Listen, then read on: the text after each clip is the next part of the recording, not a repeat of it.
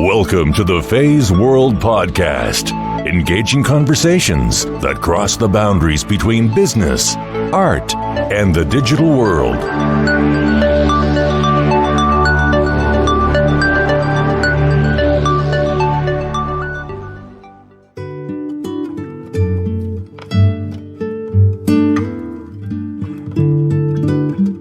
I have no idea how I describe myself these days. To be honest, it had to simplify our lives, and I'm not interested in a lot of things that I used to do. So subsequently, we don't spend the money in the same way that we used to do. My life has changed, and basically lifestyle and cycles have changed based around, just living a more natural life. And I think, the greatest thing I've ever wanted in my life is freedom. And I didn't realize how to create that, but it's come at a cost. The cost to me is not to have some of the assets that other people have in their lives. We don't have big fancy houses, big fancy cars, but the freedom I've had has been the most vital thing to my inner being, I can do what I like, when I want, in whatever way I want. I have freedom, and I have creativity, and I have inspiration. Those energies are amazingly powerful forces to do things fast, because once our energy increases, our ideas increases. And that then gives us the impetus to do something.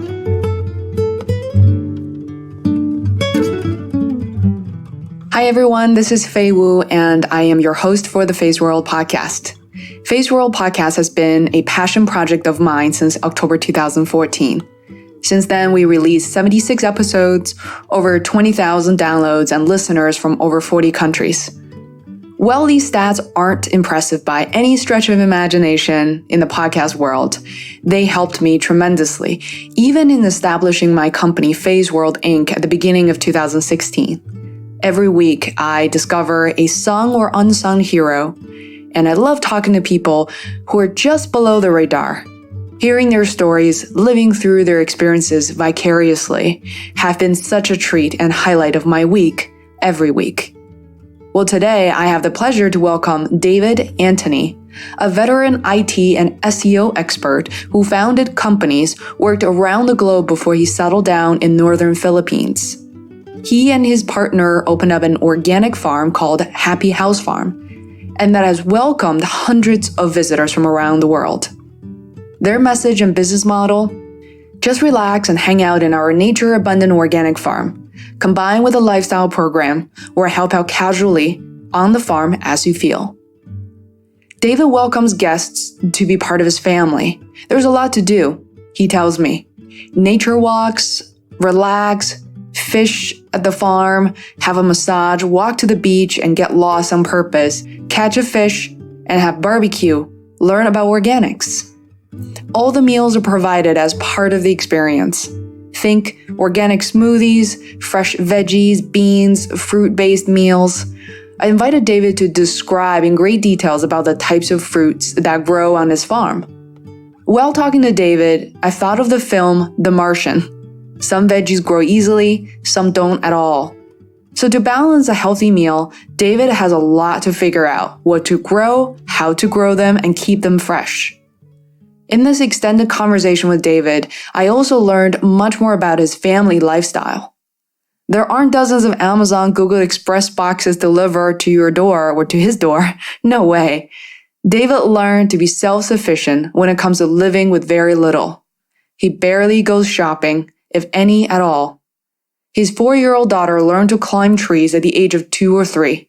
She's very strong, focused, loves an adventure, loves trying new things without feeling scared like most kids are conditioned to be in big cities. What a refreshing way of living a life I had never imagined. David closes our interview with gratitude and how he thinks one should respond and react when facing challenges, and even the fear of losing loved ones. I hope you enjoy this heartfelt conversation. Links, tools, and resources are available right from our blog, feisworld.com. Without further ado, please welcome David Anttony to the Feisworld podcast.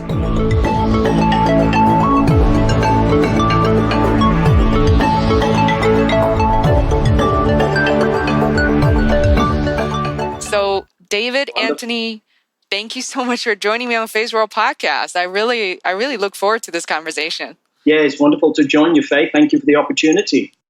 My pleasure. And since we chatted about this potential podcast, and about a month ago, I think I started looking into Happy House Farm's website, and I started looking at it again.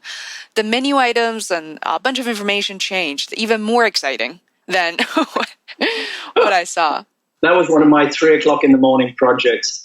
Sometimes I just get things done, so I ponder on ideas, and then suddenly when I have the energy, I just do it. It sounds like me. Yeah. I don't work normal hours anymore. I gave up that many, many, many years ago, fortunately. I'm very blessed. Yeah, how many years ago would that be? Oh, 25. Yeah, 25, 26 years ago. But now I wouldn't call myself retired, but I wouldn't say I work less. I actually work more. That's what I mean to say. I work more than what I used to do now.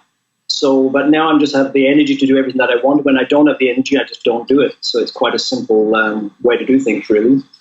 I love where you're going with this, because most people are probably wondering, what is that you do on a regular basis and where you live? And actually, how do you go about introducing yourself, or where you're living, what you're doing? It's so fascinating. I'm accumulated so many questions. Yeah, you're so excited, Faye. It's wonderful. Hey, I have no idea how I describe myself these days. Like 10 years ago, I would have described myself as an IT person, or as a business person. But these days, I jokingly describe myself as a farmer. But usually if you look at my face, I'm smiling because I'm hopeless as a farmer. And any of the real farmers around here know that. They just walk past our fields and just giggle and smile. They're very polite and don't say anything. But I've certainly spent the last 5 years experimenting as a farmer, and I'm a happy farmer, I must admit, making all my mistakes, so many, many mistakes, and which has allowed me to really get a lot more focused. So how I describe myself these days, I can't. So let me help you out a little bit. Maybe some of my questions will kind of guide us along the way. On your website, which is happyhousefarm.com, I already posted on my Facebook page and invited a number of friends to check it out because it just looks so fun. I had no idea, and I still don't know exactly what an organic farm entails, what makes it organic. We can talk about that. And then you design this lifestyle program where people from around the world get to visit you, get to experiment, either help out on the farm or stay on the farm for 1 day, 2 days, extended stay in some cases. And people love these, shiny reviews that would be equivalent to a 5 or 6 star reviews, So what is going on there? Basically, we've been very blessed with the farm. And we started off 2 years ago trying to attract visitors here, and we had no luck at first. And we were a bit stuck at the time because we ran out of cash, but my business at the time collapsed. So we were basically came to the farm as a point of what do we do next? So we wanted to attract visitors so we could get support. And I had a lot of knowledge with, networking and things, but I still couldn't achieve any results. We couldn't attract anybody locally from the Philippines or anybody from overseas. But then we got onto some of the work sites online, like Workaway. Brilliant site. So we started to tap into a global abundance of people who really wanted to do something different. And they were very happy with their simple environment at the time. We literally had nothing here. We didn't even have toilets at the time. And people were happy to camp, and it grew from there. So now I get on average about 2 inquiries a day, and basically just to come to the farm. And we've changed a little because we do charge a small amount for most people, because a lot of people don't really want to work, to be honest, Faye. They want to come and enjoy the farm, which is great, which is what we want to do. But of course, we have to cover our costs for things, and we want to offer a great opportunity and experience here. We don't charge a lot. It's about $8 a day. And that just covers the food and accommodation, and then people can help out as you like. But we do offer workspaces where people can come 100% and help out. We have a couple of those every month, and we get some great people coming. We've had people from everywhere. I've had to look up on the internet with my daughter where some of the places are, like some of the South American places, and I didn't even know where they are. I sort of heard the name, but I wasn't quite sure where they are. So we've had some great people here, and we've been very blessed. And on average, we've probably had just over 200 people over the last couple of years visiting from overseas. Wow. And probably And about the same locally, but locally has been very slow because we're still a new concept in the Philippines, Faye. Organics is like something new and exciting here, where the rest of the world, it's like old hat. It's like, it's what you expect from, if you want healthy food, you've got to go and eat organic. Where here, people don't really understand even what organic is. So it's a new venture for people. We're getting a lot of excited local people coming now. So we're getting excited. That's why we changed the site. That's what you saw the other day, to really be attractive to local people and to make it simple and easy for them to come and visit us. There's so many elements, like you said, that I find conceptually very familiar because, living in the U.S. and where I am based is in Boston, where organic farming and kind of organic food has been around for a while, but not nearly as a really kind of household terms compared to a state such as Portland, Oregon. When I visited Portland, and I mentioned this to you before, where everything is organic, and I was so in love with the food. I had no idea what it meant really, but every restaurant that we went to in Portland, Oregon was organic, including, the ketchup and mustard on the table, and everything was delicious. So when I saw the website and I started reading about what you get to include, $8 or some of the more lifestyle programs, that the descriptions really resonated with me. And even I think skill-wise, that you're encouraging people to learn how to make a family meal with no meat under 10 minutes. I mean, how is that even possible? What are you guys making for your guests? Very simple food, very simple, but very yummy. It's amazing what you can actually do, especially when you got simple things like, fresh vegetables out of the garden, and you don't have to walk too far. You don't have to go shopping to buy stuff. You just go into your garden and shop in your garden. Yeah. It's such an amazing experience. So you can knock a salad together in like 4 to 5 minutes. You send the kids off running. We have lots of local kids come up here. We send them off to the garden, go collect everything. You just wash it, clean it, so you've got half of your meal done there already.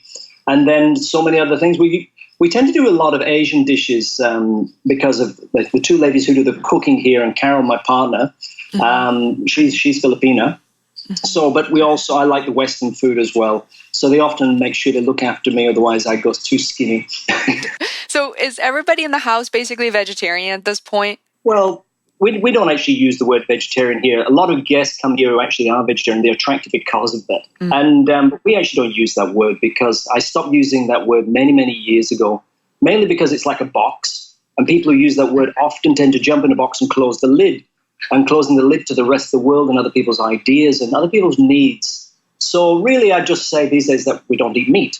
And we do eat a little bit of fish. So fish is our main thing. We just actually created a fish pond here on the farm, so we can have our own organic fish and we can catch them. Guests can come here and catch it themselves now. We basically eat fish and that's it. We don't cook meat here. We don't have any animals here that we keep for food.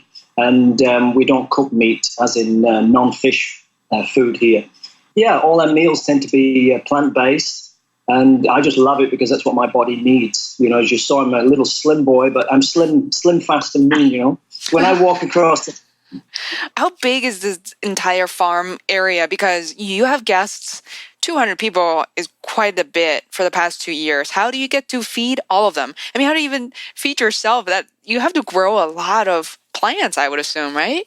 Well, sort of. We've got 1.2 hectares, which I don't know what you guys work. I think you're working in acres. It's 12,000 square meters. I think that's around 3 acres. I'm not good with conversions. I have to go and scoot into my Google thing. So it's around 3 acres, which is 12,000 square meters here. So in terms of size, it's actually quite a large size for a little hobbyist farm for us, which provides for our own needs, because we're not a commercially produced farm.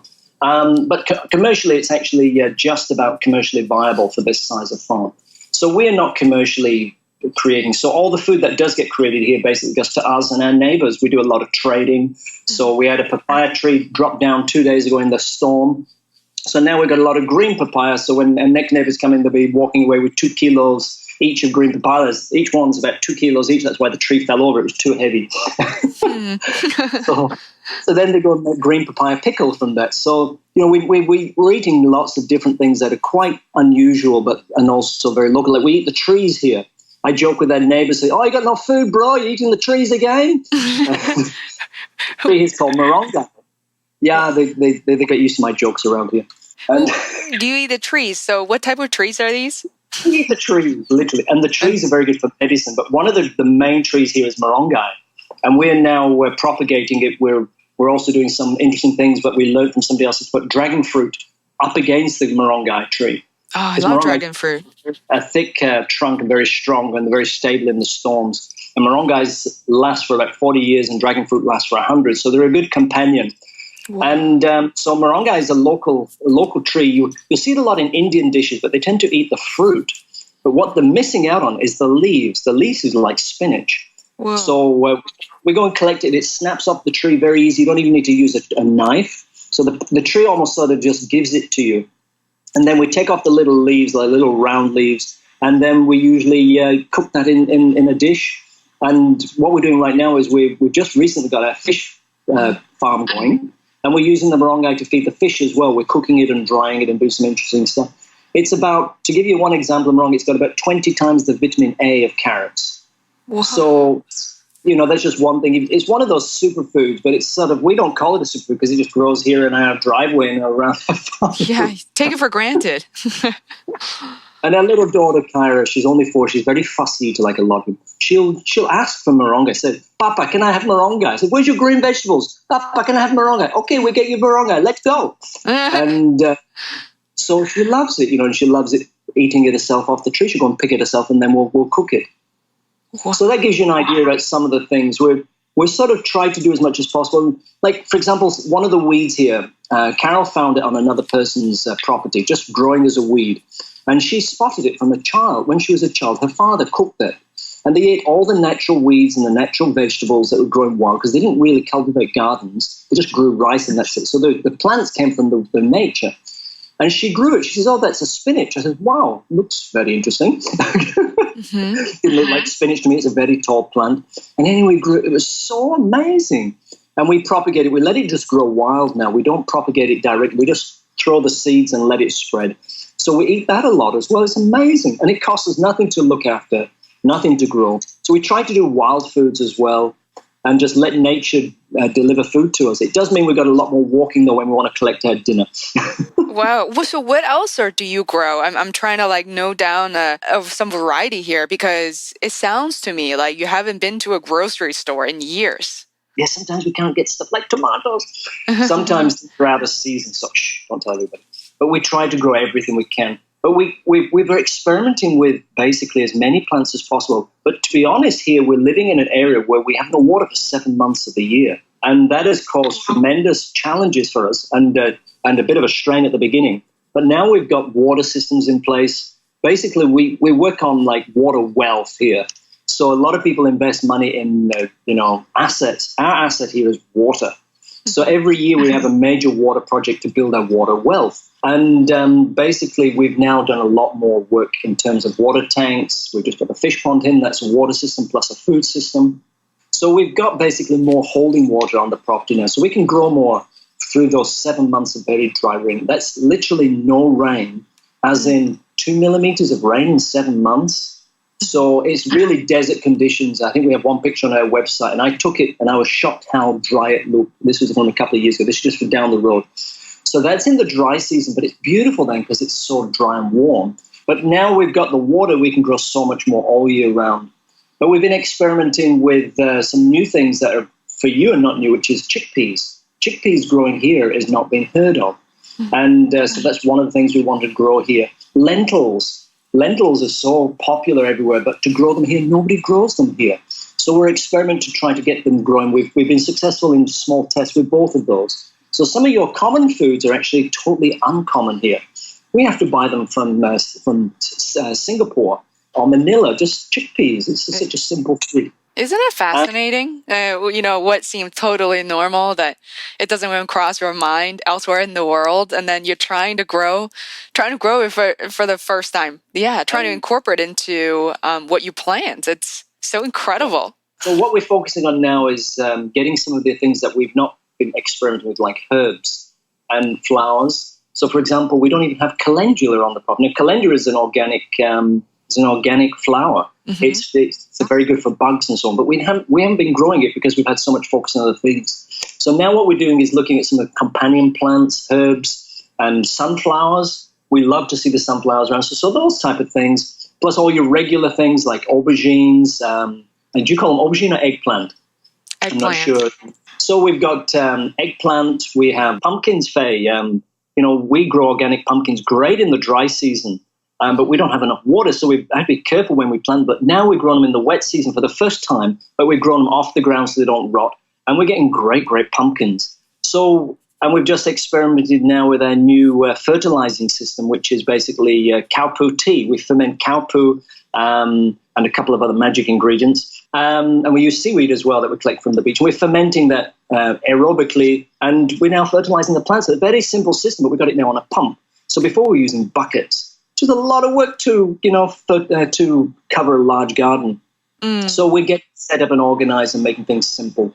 And then when people do come here, and when it's not too hard work carrying buckets of liquid fertilizer all over the place.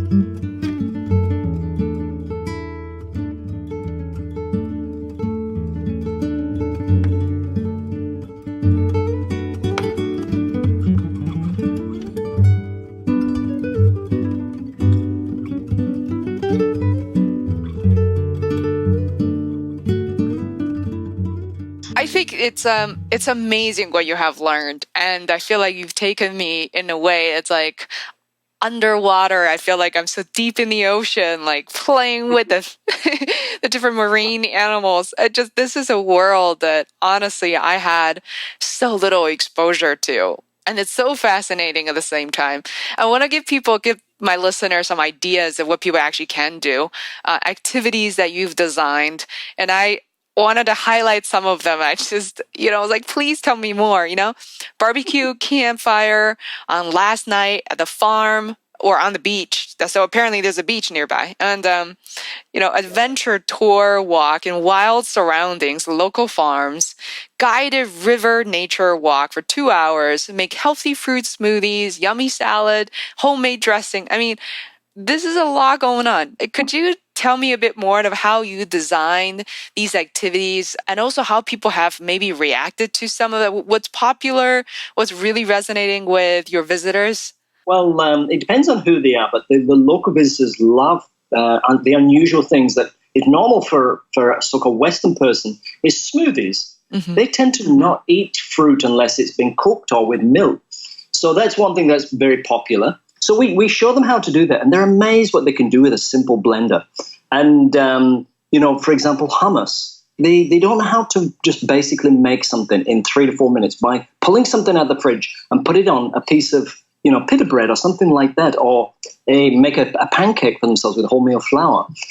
So hummus is one of those amazing foods, as you probably know, that you can basically make in about 10 minutes, and then you can use it over a couple of days. Mm-hmm. So they love those type of things. And that's what the local people have been liking. And in terms of the tours and things, we used to actually send people off to the beach on their own and just to explore. And we've had like about 6 people got lost.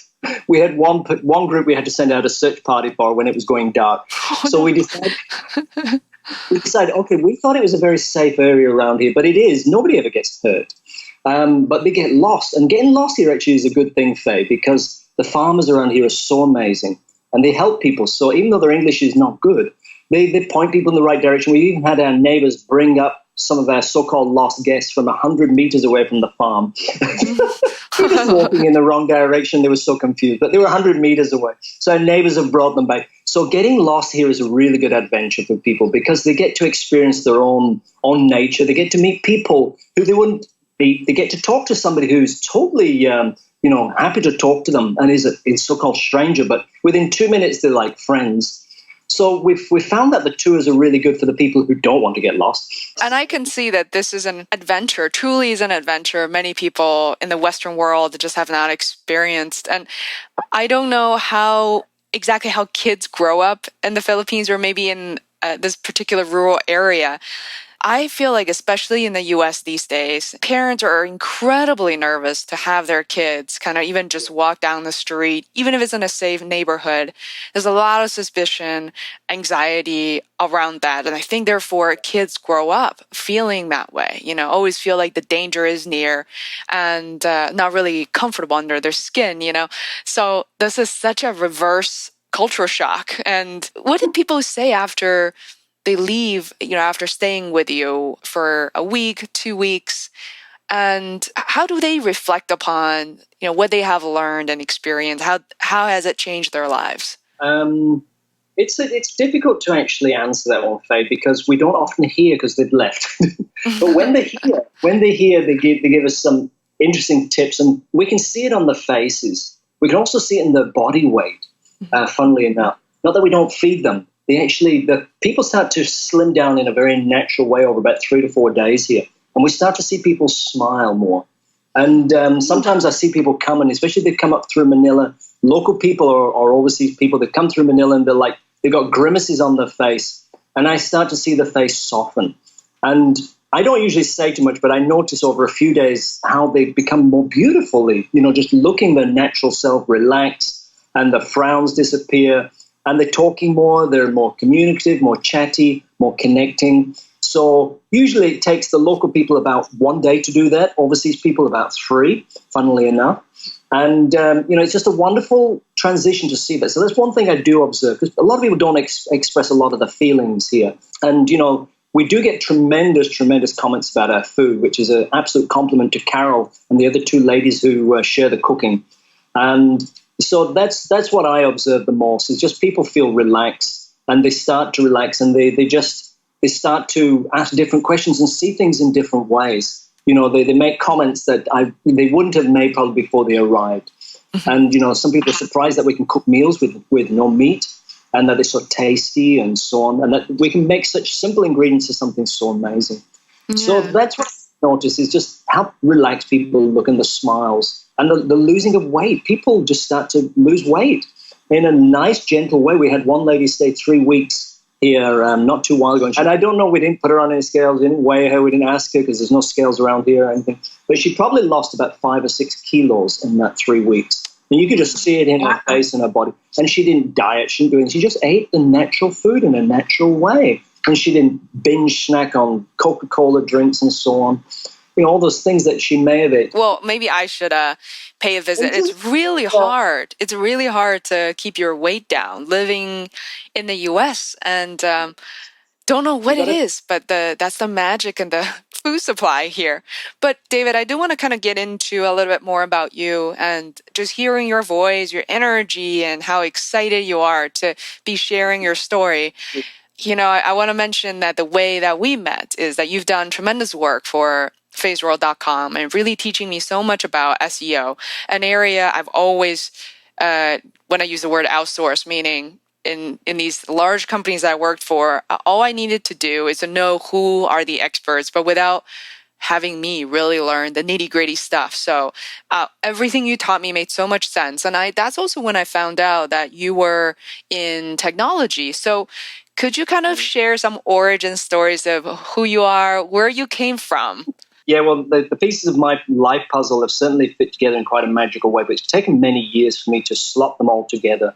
I'm an IT person historically. I started off when I was 16 years old in an IT job, computer programming, back when floppy disks didn't exist, and a computer was actually the size of, it was probably around 15 square meters. Just that was the computer. Wow.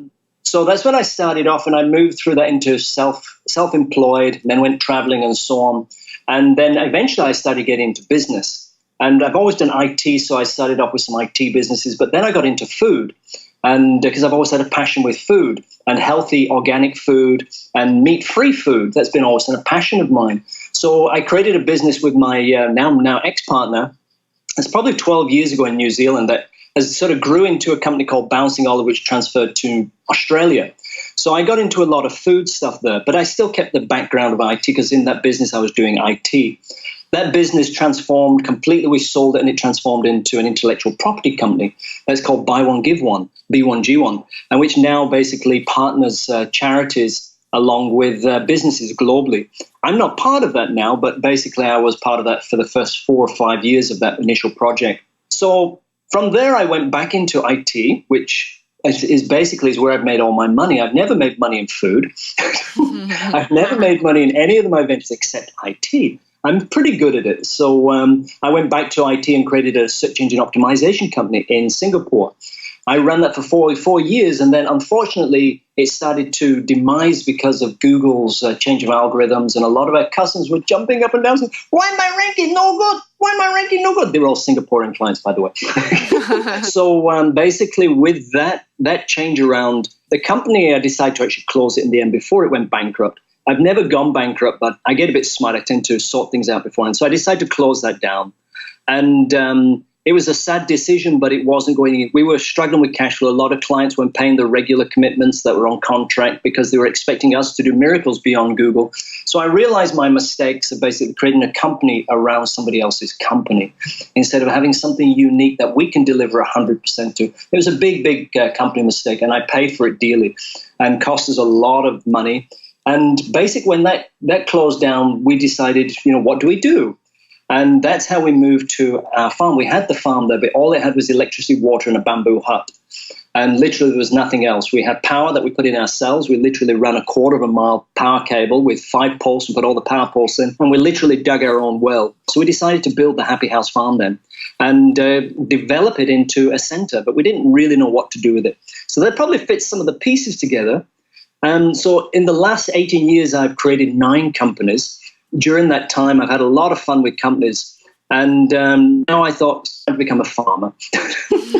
And I think you mentioned that you founded companies in New Zealand. And I think we also talked about the fact that you lived in the UK and Australia as well. Yeah, that's right. I've moved around a little. I've actually created 9 companies in six different countries. So 9 companies in 6 different countries. I can't get it right. I've tended to move around based on what I've wanted to do and what I've wanted to achieve. And sometimes those moves have been an organic move, and sometimes they've been, so a natural part of the progression of the business. That's what I mean by organic. And sometimes they've been very intuitive move. So I moved, for example, from Australia to Singapore based purely on intuition, purely on instinct. So some of the things that I've done have been quite unusual and quite different. So I've had many years in business. And now what I'm doing, I do a bit of, the way we met, I'm doing a bit of work online basically to create cash flow for the business, for the project here, for our business here. Mm-hmm. It's actually not easy creating an organic project here. And we're doing quite well now. We're getting a lot of context, but it's a slow growing situation. Things are now happening and we're getting local people coming. We had groups of 10 people come, a couple of weeks ago. And then before that, we had, I think somebody wanted to bring 30 people here with emailed us. So we're getting a lot of interest here, which is great. And that's why we're setting up the infrastructure. We've got good accommodation now. And now we're doing the tourism thing to actually take us to the next step, which is more focus on education. Organic tourism is something that interests people because it's at the bottom level, as in the first rung of the ladder when they get interested in the environment and natural heating. So we can start attracting people at that level who are excited to come to a farm, bring the kids and have fun. Yeah. So now I have maybe a couple of questions there.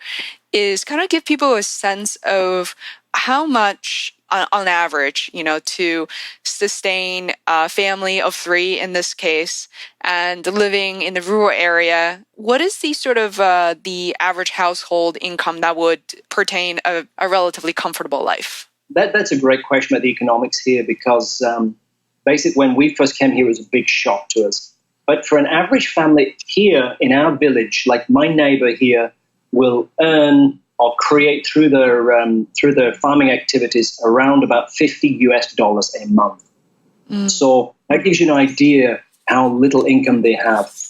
So that's the average person. If you're doing quite well around here, you're earning around $200 a month, and you're doing very well. And if you go to some of the local neighbors here, they've got mud on the floors. They've got most of them got steel now because it's more practical than grass and bamboo houses. Our neighbor, for example, who works here a lot, Queer Marshall, you'll see him on a lot of the pictures. He does a lot of the plowing for us. He's our next door neighbor, and he didn't have a floor in his kitchen till recently. It was just dirt, and he had all his chickens in there as well. Wow! So it's quite eye-opening. So I look at the Happy House Farm. I look at your business model and lifestyle programs, based on the number of visits. I would say, is it accurate to say that, you have been fairly successful in the past couple of years?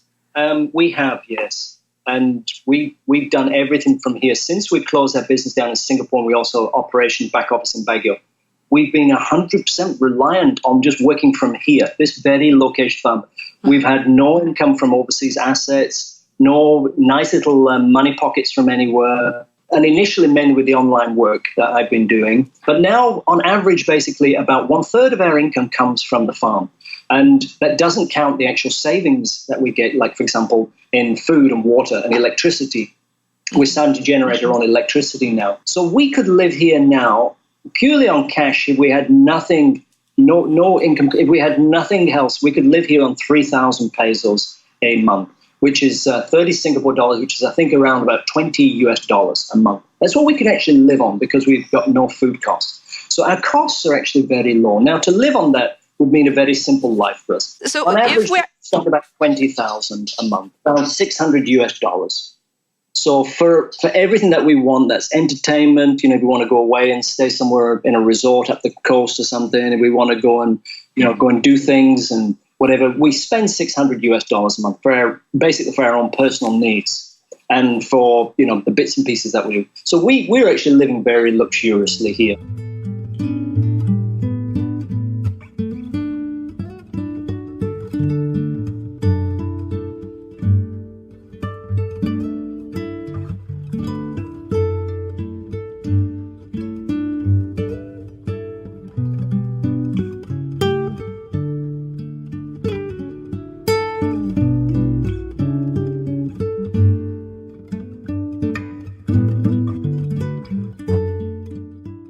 If I get it correctly, you're saying you could survive on $20 a month because you have no cost for food, but for your lifestyle, you're saying as a family, for $600 is usually what you spent. Yeah, not 20, $60 a month. I got that wrong. Oh, so for 60. 60. So $60 is a pretty. Yeah. Oh, you get to do a lot. Which is about 3,000 pesos. Sometimes I get mixed up in the conversion. I see. Yeah, I was thinking, how do you jump 30 times? Let's talk about that. So basically $60 a month we can live on here, which is around 3,000 pesos a month. That covers our basic living costs here, if we wanted to live that way. So what about, the way I live? It sounds a little crazy, right? I'm plugged into eBay, Amazon, and I'm next door to all these stores and these streets filled with these fashion brands and bookstores and all of that, right? So this is the lifestyle I'm so accustomed to for so long. So how do you guys kind of fulfill some of the needs and things you can outgrow, like things you have to go to a shopping mall for, shipping? I don't know what you would get by. I order everything from Amazon, so. That's a good plug for Amazon. Basically, we started to get a little bit of stuff from overseas using online shopping like Alibaba Express and things because we just can't get them. We go to Singapore once a year. I used to go every month when I was running the company, my last company, but now we go about once a year. So when we do that, we bring back a ton of dried foods, That tends to be how we stockpile some of our things. But most of the time, we just live with local things here. And we don't miss the shopping malls, Faye, one bit, I tell you. I was in San Fernando yesterday doing some shopping for a water pump. And, so going around all the shops and everything is like, wow, it's so nice to be just in nature and just, away from that type of thing. You save a lot of money being away from, all those distractions. And once you do go back to them, to be honest, I don't personally want them, I'm not interested in a lot of things that I used to do. So subsequently, we don't spend the money in the same way that we used to do. And I'd go and sit in a coffee shop for half a day, and I'd spend probably, $20 on coffee alone. Just sitting in a coffee shop. I used to do that so often in Singapore. On beer, I used to spend, by just buying 2 bottles of beer, cost an absolute fortune over a month. So those things, have all changed for us. And to be honest, we have had to simplify our lives. And for the first year, it was actually quite difficult living here all the time because it's very quiet. You have the bees, you have the cicadas at nighttime, you have the buzzing fireflies. So, but now I've actually got used to it. I go to bed early, so that's why often I wake up at 3 o'clock in the morning. Sometimes I go to bed at 7 o'clock at night, and it goes dark. I'm feeling tired. I just sleep, and then I might wake up at 1 or 2 o'clock in the morning. I'll start working. So my life has changed, and basically lifestyle and cycles have changed based around, just living a more natural life. So normally I wake up with the sun and I go to bed shortly after the sun goes down. And it's lovely, and I feel so rejuvenated every day. I don't feel exhausted. So in comparison to your previous lifestyle, because I don't think I have too clear of a picture of where you came from, do you remember a time and a place where you had an office job? Could you give me a little bit of what that was like for you so people can see the contrast? Okay, well, the last time I had an office job where I was paid as an employee was probably 20 odd years ago. So basically, I used to be a corporate trainer, an IT trainer. Mm-hmm. That was in New Zealand. So that's another jump. Done so many different things. I forget what some of the things I've done. And, that was a regular job. Started at 9 o'clock, finished at 5 o'clock, and did that for 6 years. And it was a great, enjoyable lifestyle. So, the jump from that to now, there's no comparison. And I think, the greatest thing I've ever wanted in my life is freedom. And I didn't realize how to create that, but it's come at a cost. The cost to me is not to have some of the assets that other people have in their lives. We don't have big fancy houses, big fancy cars. We don't have $20 million in the bank, and I should have with the amount of work I've done. But the freedom I've had has been the most vital thing to my inner being, I can do what I like, when I want, in whatever way I want. So I have the resources now and the means to create whatever I want. And if I don't have it right now, I can create it within 1 to 2 weeks. So if I want to go off to America right now, I don't have the resources to do that. I would create it in 1 week, and I'd be in America the week later. So I can do things now in my life that I couldn't do before, but I don't have a massive asset base. I don't have things, but I have freedom, and that gives me power. And I have creativity, and I have inspiration. So those energies are amazingly powerful forces to do things fast. And I really feel for people who do have a job. And it's a hard thing when you're doing something that you don't love to do. And when I don't love something, I stop doing it right away. Within 1 to 2 minutes, I just stop. I might come back later, 10 minutes later, because I suddenly love doing it again. 10 minutes later, because I've had a break. I just do what I feel to do, and I follow my own energy flow. And that's powerful in my life. That's really a luxury. I agree, because, there are times since I left my job and I find myself working on the podcast, my projects, books I want to write, paintings I want to draw. And there are times where I'm so taken by the energy. It's almost like meditation for me that I forget to eat, forget to drink. But it's just, you accumulate so much joy and satisfaction. Yeah. It is almost like a spiritual satisfaction in this case. It's fascinating to kind of exchange that with you. And I also do feel for people who hold on to incredibly stressful jobs without a good reason sometimes. Is that something they do to prove to themselves, their family, their friends?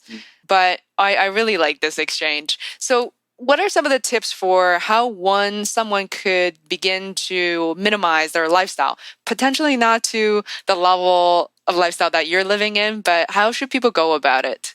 Well, stage one really of making transformation and saving cash is to start removing addictions out of our lives, because addictions are one of the things that fuel cost. And excitement is an addiction, sugar is addiction. And these type of things, basically, we have to spend money and we have to spend energy. So removing addictions, that means also when we remove food addictions and substance abuse, our bodies get healthy, so we have more energy. So that gives us the time. So when we wake up in the morning, we're not waking up at 8 and crawling to work. We're waking up at 6. That gives us 2 hours in the morning. So those 2 hours, that's when we can be creative. We can think. We can meditate if we like to meditate. We can ask good questions of ourselves to get inspired ideas. Because once our energy increases, our ideas increases. And that then gives us the impetus to do something and take action. Because so many people have ideas, but they have no energy. So getting rid of addictions is the step one. Transferring across, for example, instead of eating meat every single day, reduce the meat consumption that you eat every day or cut it down to 1 day a week. So then that gives your body more energy. Meat, for example, uses massive amounts of energy to digest itself. That's why I'm so skinny. I can run around and I have so much energy, and my food intake is very, very low. But my body weight is stable and I'm strong. So removing addictions is one first step, and that gives you time and energy because you wake up earlier. And if you've got a job, then you can start being inspired about what you love to do. Asking yourself the question every morning we wake up, what would I love to do? If I didn't do that, what would I love to do? I don't love that. what would I love to do? Or how could I love doing more what I love? What I'm doing now, how could I love it more? So two different questions. What can I do different? Or how can I love what I'm doing more? Because sometimes our next step is right underneath our nose. For example, with this farm, I was thinking about doing some other ventures in Manila and doing some business projects again. But I realized that, no, this farm project is under our nose here. If we focus on it carefully, it will deliver results that we want and will attract people. I don't need to go anywhere. If I want to share anything I want, I can share them from the kitchen table, you know. And to connect with people. It's almost like your version of it's almost like not interviewing people per se, but you get to connect with people around the world. I mean, you attract them there. They must volunteer to be in your presence. It's kind of interesting. And often they pay us. If not, they provide the labor, which they love doing, and it's a win-win situation. Everybody wins, and everything runs, and it's the magic. So that's some of the things that you can do, really. And once you start, you're going to transform your life element across from a 9-to-5 job. You've got to start doing those things. You've got to have more energy and more time. And to do that, you've got to stop doing some of the other things that don't give you value in your life and some of the activities. And once you start doing that, you have incredible opportunities to do something different. And that's what I did with the farm. Instead of doing something different, I decided to do something different with this project. So a lot of people in jobs, they could probably get paid 5 times the amount of 5 times the amount of the current salary if they went to work the next day and said, I'm now going to love this job. What if this company is mine? You know, tomorrow when I go in the morning, this company is mine. What would I do? What would I think? What would I say if this company belongs to me? What would I say if I really love this company and it's the best thing that ever happened? I'm really so proud of this company. What would I do? And guess what? Your bosses will wake up very fast to that. They'll see it in an amazing way. They'll see the energy change and people start making comments. Say, oh, what happened? What's happening in your life? Why are you doing this? And then you'll start getting promotions and you'll start getting opportunities. And if you're in the right place, then you might get some amazing opportunities. If not, you might then move to another company where you get amazing opportunities given to you. But when your energy increases, people notice. And energy is what drives life. And a lot of people don't realize that. So they allow their energy to drain, mainly with things like coffee and Coca-Cola and simple things that they can do something different with. They can have a herbal tea instead of coffee. You know, instead of 5 coffees a day, drink 4 coffees a day tomorrow and drink a lemongrass tea. Yeah, it's so funny because of some very minor health issues that I experienced in China, and with some stomach issues, my doctor, as of a little over a month ago, told me to stop drinking coffee, and I wasn't really drinking it all that consistently, only a very small cup in the morning. So I had to cut that out, and I felt painfully for the first week, and then ever since then, now I don't even miss it. It's amazing. I don't miss it at all. It's no longer desired in my system. You can train yourself, that's for sure. That's what a lot of people think when they come to change. They think they have big changes, but small makes big.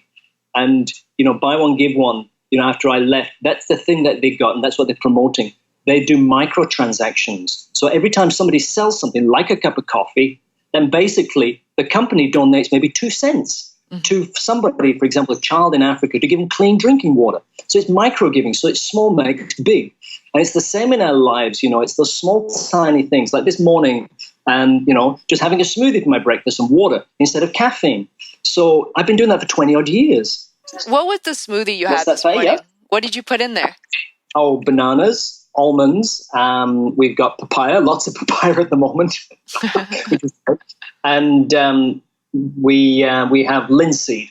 And I think that's what was in this morning. Yep, that was what was in the smoothie this morning. It changes every day. So sometimes I have to taste what's going in it. I don't actually see what's going in it. Carol makes it for me, so I'm very blessed. Actually, were you not kidding when you said that you eat very little?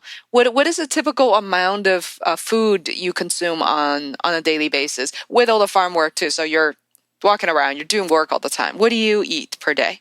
Very hard. How do you work in terms of measurements? I couldn't do it in calories. In terms of weight, I'd really struggle. You'd be shocked at how little I eat. You know, but very hard question. Wow. So do your best to describe it. For my height and body weight, I probably eat 1/3 of what an average person of my same weight would eat. What is your height and weight currently? 5'8" and 65 kilos. Wow. So, yeah. So basically, I'm quite tall and quite slim. Yeah, very difficult because when I eat rice, everybody else, like Bert, who works on our farm here with us, he's one of our farm support. He will eat twice as much rice as me. So he'll take a big plate of rice. I'll eat half of what he's doing. And we're probably doing the same job on that day as well. And he's what, 26? Mm-hmm. So I'm 50. So I'll eat about half of what he's eating, and in terms of calories and physical weight. And what I tend to eat that other people don't eat is fresh vegetables. Everybody else here they don't eat raw foods. Mm-hmm. Everything's cooked. The Filipino diet is cooked. So I will always have salads. I'll have raw smoothies in the morning, and that's an amazing way to increase energy, just raw food. We're building a dryer at the moment, and in the not too distant future we'll be growing our own spirulina. So those type of foods and we'll dry them our own, guys. So when you get those foods into your diet on a regular basis, they're power foods. So, your physical calorie input can drop. And that's what a lot of people don't realize, that food is not about calories, it's about quality. Mm-hmm. Your body has, like an apistat in the brain, which actually switches off when the nutrient level has actually been reached. So when you eat denatured foods and white processed foods and white bread, white rice, the apistat doesn't switch off.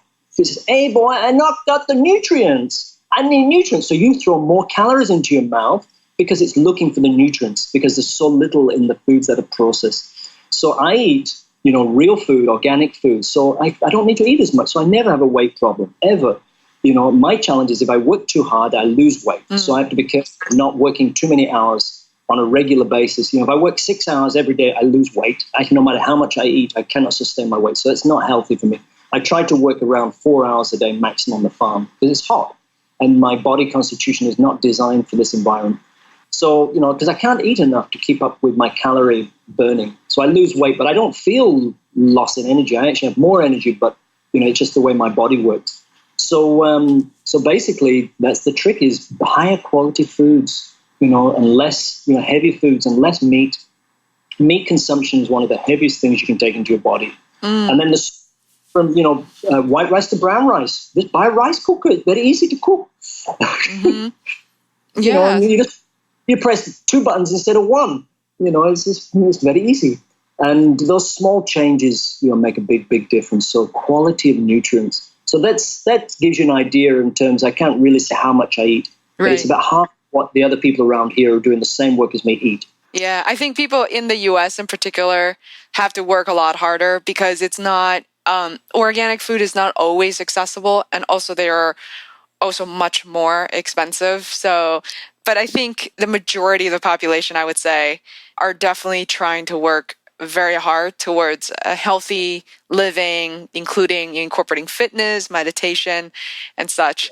Yeah, so this is really fascinating, David. So for people to learn a little more about you, your farm, what's the best way to get in touch and consider a trip overseas to your lovely, happy little farm? The best way is email Faye, and basically that's david@happyhousefarm.com. And you can go through our website as well to peek at some of the pictures. And we've got a lady coming in from Malaysia in about a month. I think she's going to do some videos, so that will help people see, more of what's going on here as well, because it gives more of a visual impact because we don't have much video at the moment. So that's the best way of getting in touch with me. I'm pretty hot on email. You can go through Facebook and I pick up the messages, but usually it takes me a couple of days. And don't try to ring me. I don't pick up the phone. I work very well on email. I usually reply within a few hours. This is wonderful, David. Thank you so much for sharing your story with me. And you sound so happy when you talk about this. So I think it will be such an interesting episode for my listeners to kind of explore. And it's been great sharing some time with you as well, Faye, today. It's been a great opportunity and I've really enjoyed it. Thank you and take care. Okay, you too. Thanks. Bye-bye. Bye. To listen to more episodes of the Feisworld podcast, please subscribe on iTunes or visit feisworld.com. That is FEISWORLD, where you can find show notes, links, other tools, and resources. You can also follow me on Twitter @Feisworld. Until next time, thanks for listening.